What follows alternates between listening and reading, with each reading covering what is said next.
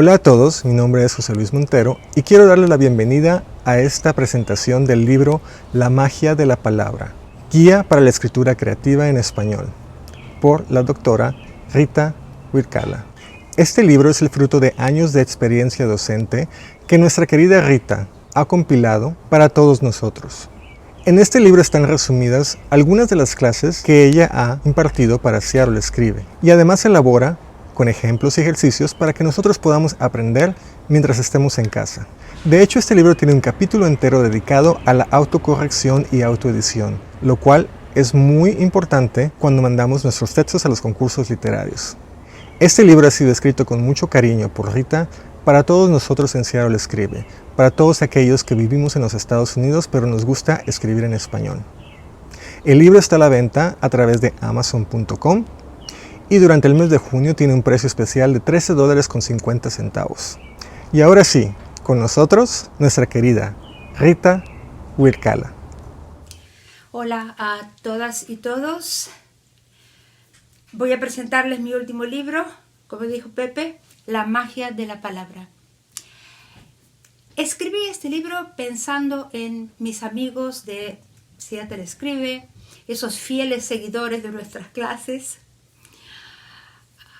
y también en aquellos que en algún momento han sentido ese deseo de escribir ese libro que llevan adentro y por alguna razón no lo han hecho, o porque piensan que no tienen el talento o la imaginación, o porque estamos tan lejos de nuestros países que resucitar el idioma materno puede ser un poco difícil. Otros pensarán que ya están viejos o viejas y no pueden llamar a ese genio creativo. Bien, yo dedico la primera parte del libro a combatir esos mitos. Claro que mi esperanza también es que este libro tenga alguna utilidad para aquellos que ya están embarcados en la escritura, porque evidentemente siempre tenemos alguna cosita nueva que aprender. Comienzo también este libro diciendo que la escritura es una rara manera de ser feliz. Rara porque, bien, tiene sus bemoles. No es difícil, no es fácil, necesita constancia, perseverancia, pero es, al final, una manera de ser feliz.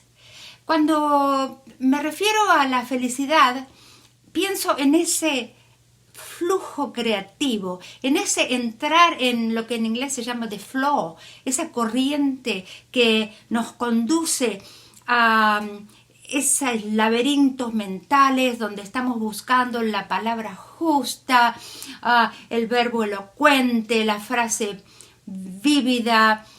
Y bien, todo eso me parece magia. Cuando hay un encuentro de trillones de neuronas que nos llevan a ese momento de eureka, para mí es magia.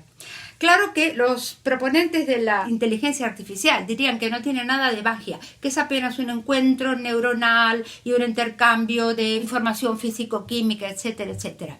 Bien, algunos. Pero desde tiempos inmemoriales, los filósofos, y desde muy reciente, digamos de los 10 o 15 años, también los neurólogos dicen que la conciencia y ese proceso creativo es un misterio, todavía es un misterio.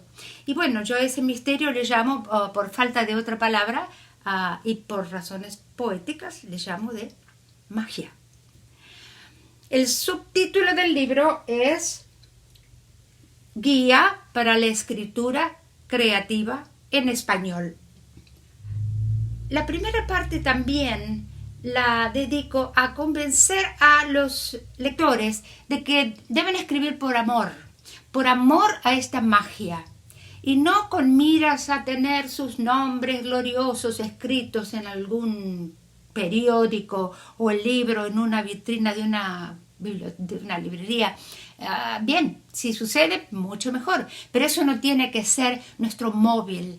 Esa meta, esa quimérica meta de la fama, no debería serlo, porque si escribimos con ese objetivo, esto crea muchas ansiedades y otro tipo de problemas que describo someramente en esta primera parte del libro. El resto del libro se dedica a ofrecer estrategias, herramientas, técnicas para lograr una escritura vívida, una frase elocuente, un libro atractivo, en fin. Y son estrategias que en general también se pueden aplicar a la poesía, pero en general evito hablar mucho de la poesía. ¿Por qué? Porque la lírica ocupa una dimensión diferente. Entonces por eso merece un tratado diferente. En este libro me dedico más exclusivamente a la prosa, es decir, al cuento, a la narrativa, la anécdota, a la novela, la memoria, todo lo que no es lírica. Quiero avisarles que el tono del libro es muy coloquial y tiene también cierto humor. No creo que eso le quite valor. El hecho de escribir desde el yo, desde la primera persona y haber incluido ciertas anécdotas personales, no creo que le quite valor porque no es un tratado académico, no es una tesis doctoral. Es un libro para ayudar a mis amigos lectores y escritores a comenzar a escribir o a seguir adelante ofreciendo estas técnicas. Algunas son conocidas, pueden ser historia vieja para los más veteranos y otras serán novedades. En el segundo capítulo ya me dedico exclusivamente a ofrecer estas técnicas. Hablo bastante en el segundo capítulo de dos factores muy importantes que hay que tener en cuenta antes de comenzar a escribir y son definir la voz narrativa, yo, la primera persona o una tercera persona omnisciente o alguna otra plural y asimismo hablar del tiempo verbal. Vamos a escribir en el presente, en el pasado y especialmente dedico unas páginas a demostrar cómo se puede jugar con esa perspectiva de la persona, de la voz narrativa, o cómo se puede jugar con los tiempos, que eso puede dar un resultado hermoso y un libro y una lectura muy atractiva. En los capítulos siguientes me dedico a dar ejemplos de cómo podemos pulir el vocabulario y el depurar el léxico. Pero, como toda la narrativa, no se trata solamente de incluir, sino de excluir cosas, de excluir elementos. Por eso desde el principio he decidido que era mejor hablar de lo negativo primero para sacárnoslo de encima, que es lo que hay que excluir, y después vuelvo a lo más positivo. Y entre los factores que hay que excluir, me refiero a algunos vicios del lenguaje, como la cacofonía, esas cosas que suenan mal, o las repeticiones involuntarias. Otro tipo de problemas como el lenguaje, hay que evitar el lenguaje estereotipado, el lenguaje machista, el lenguaje prejuicioso. También hago referencia a la voz pasiva, que es un problema que los que vivimos en este ambiente anglosajón tenemos, porque lo recibimos un poco del idioma inglés, que usa mucho la voz pasiva, ¿sí? El ha sido, sin decir quién es el sujeto. Hago referencia también a un problema que tal vez les haga reír, pero lo he visto, a latinoamericanos que decidan escribir con el vosotros, sin ser peninsulares. Y les sale mal, porque comienzan con el vosotros y después se olvidan y terminan la frase con el ustedes. Lo aclaro porque lo he visto.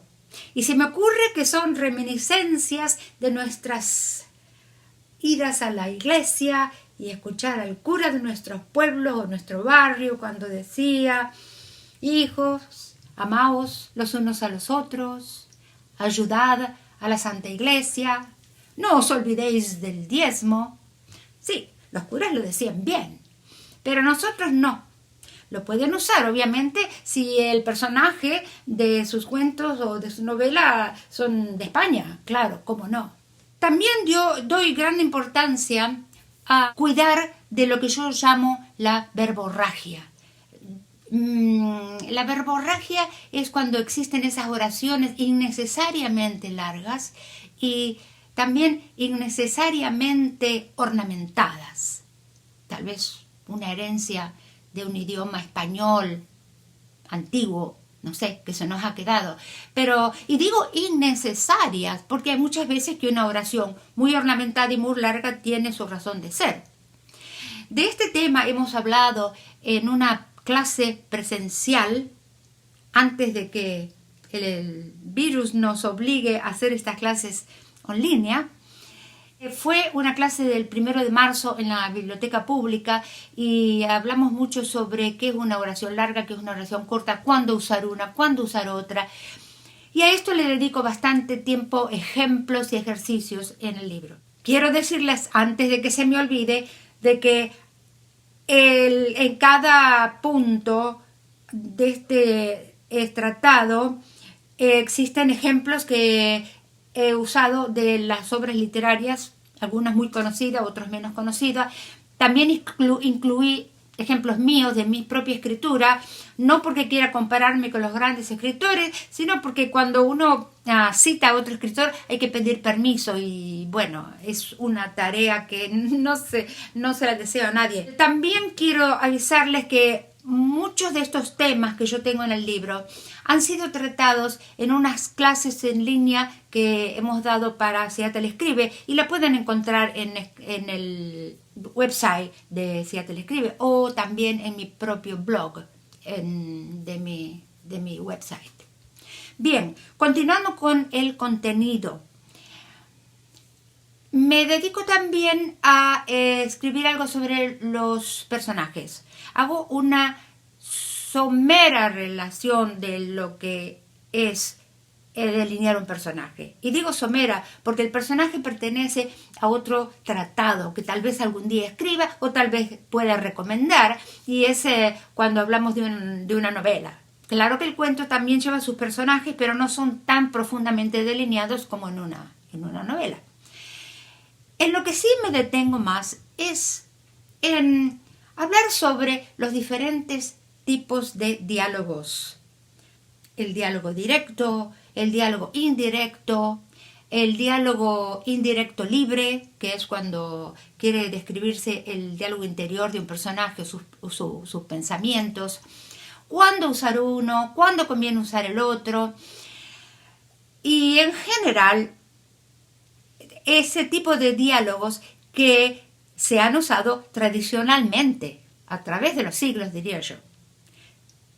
También tengo un apartado sobre lo que es un diálogo moderno, las diferentes formas hoy día de presentar un diálogo. Por ejemplo, en el estilo Saramago. Lo muestro con los ejemplos, no lo recomiendo porque, en primer lugar, no tenemos por qué imitar a nadie. Y segundo, o tal vez diría primero, es porque antes de aventurarnos a crear una técnica muy avanzada, tenemos que dominar la técnica tradicional. No me canso de decir a mis estudiantes que cuando Picasso comenzó a pintar sus cuadros cubistas, él ya dominaba muy bien la pintura y sabía dibujar tradicionalmente. Lo mismo le pasa a los compositores modernos, cuando componen una música muy avanzada, no tradicional. Estos puntos donde toco ligeramente o con más profundidad en este libro, en esta guía, tiene cierto eco con lo que ha sido consagrado ya y lo que se puede leer en otros libros de escritura creativa. Sin embargo, creo poder haber aportado un detalle nuevo, y es lo que se llama el E-Prime, que es un término ideado por un lingüista americano y en pocas palabras consiste en poder hablar o escribir sin utilizar el verbo to be en ninguna de sus formas. Yo lo practiqué y me pareció muy interesante, difícil al principio, pero interesante, muy intrigante, y lo quise aplicar al español y me sorprendió qué bien que se puede aplicar ese concepto. Significa suplantar los verbos ser y estar y poner otros que son más vívidos, que son más verbos de acción, digamos. Es una herramienta que al final tiene el resultado de fortificar la oración. Hay un tema que es más bien parte de un tratado sobre la lírica, que son las figuras retóricas. Sin embargo, como también se usan en la prosa, le dedico unas pocas páginas a hablar sobre lo que es la metáfora, la anáfora, los símiles y comparaciones, la aliteración y todo ese tipo de figuras retóricas que le dan tanta vida y tanta poesía a un texto literario.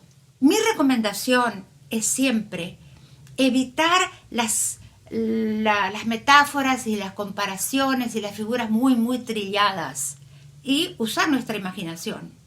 Pero por otro lado, no podemos irnos al extremo de usar palabras rebuscadas o asociaciones un poco extrañas que nos dejan sin saber lo que el autor está queriendo decir. Hay un término medio y por eso doy muchos ejemplos en cada página y al mismo tiempo varios ejercicios que ustedes pueden hacer cuyas respuestas están dadas en un apéndice. No son respuestas escritas en piedra porque no estamos hablando de una fórmula algebraica, sino de la escritura. Pero sí tenemos que encontrar un término medio y también tenemos que dar lugar al sentido del humor y la creatividad. Yo recuerdo que cuando estaba en la escuela primaria, sería el 5º grado, la maestra nos dio como deber pensar en una asociación. ¿Cómo? Usando el cómo. Bueno, había que decir qué es liviano. ¿Liviano cómo?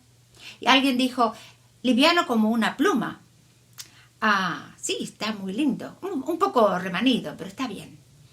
Era 5º grado. El otro dijo, liviano como un ala de mariposa. Muy hermoso, muy poético. Y yo levanté la mano y dije, liviano como promesa de borracho. No le gustó a la maestra. Sturam, me dijo, porque en esa época nos llamaban por el apellido. Sturam, eso no es vocabulario para una niña. Bien, espero que eso no me haya cortado la imaginación. Hay que tener cuidado con las críticas y eso también es algo que menciono en el primer capítulo. Están las buenas críticas y están los criticones y están los que no tienen humor. Los ejemplos están, como yo les dije, están extraídos de los muchos libros ya consagrados como buenos libros y otros un poco más desconocidos y otros míos, pero me encantaría en algún futuro libro poder usar los ejemplos que ustedes puedan proveer. El último capítulo lo dedico a cómo revisar, cómo hacer una autoedición. Y doy una lista donde el escritor puede ir checando y decir, a ver, tengo muchas repeticiones de adverbios terminados en mente, por ejemplo.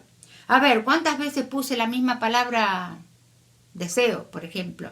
¿Cuántas veces utilicé el vosotros en una frase errada, etcétera? Hay como 15 o 20 puntos que podemos ir uno a través del otro para ver si no nos hemos equivocado. En el último apéndice doy algunas recomendaciones de cómo usar la puntuación en términos de guiones y rayas, que muchas veces los escritores no lo saben, y más nosotros que estamos un poco confundidos con el estilo que se usa en el inglés. Mi última recomendación es que lo más importante es disfrutar. Incluí un poema muy pequeño al comienzo del libro que fue escrito por un poeta árabe del siglo XI. Se llama Al-Hariri. El libro se llama Maqamat, que quiere decir encuentros. Y él dice en un poema, caza águilas, pero si la persecución falla, conténtate con un penacho de plumas. Trata de arrancar la fruta, pero si se te escapa, quédate satisfecho con las hojas. Quiere decir, si no llegas a publicar con un famoso editor, una casa editora, no importa. Lo principal es estar contento de haber llegado a un buen final con tu proyecto literario. Espero que este libro les resulte entretenido, fácil de leer y que les ayude. Y sobre todo, lo que más me interesa es que no crean que por el hecho de estar lejos de nuestros países o porque estamos en un ambiente anglosajón o porque somos viejos o por lo que sea, no podemos escribir. Y ya que esto es una presentación de un libro, les voy a leer una parte del libro que está en el comienzo.